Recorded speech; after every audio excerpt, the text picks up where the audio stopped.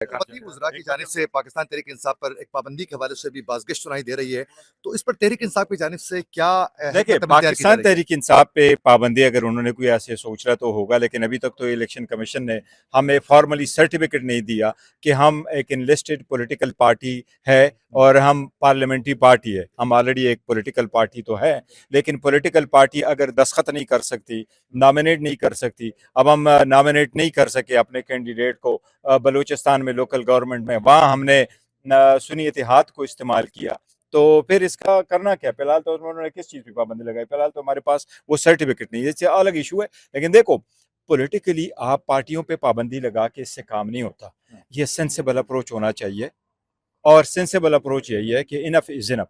अगर 2 साल बाद जो हम इस मुकाम पे पहुंच गए थे, अगर अभी से दोबारा वो मुकाम शुरू हो जाए जो 9 मई को था, मैं कहता हूँ ये एक बड़ा अनफॉर्चुनेट होगा मुल्क के लिए, कौम के लिए। अवाम 25 करोड़ अवाम जो है वो इस ईवान की तरफ और चंद खास लोगों की तरफ आगे देख रही है कि कोई हालात बेहतरी की तरफ ले जाए।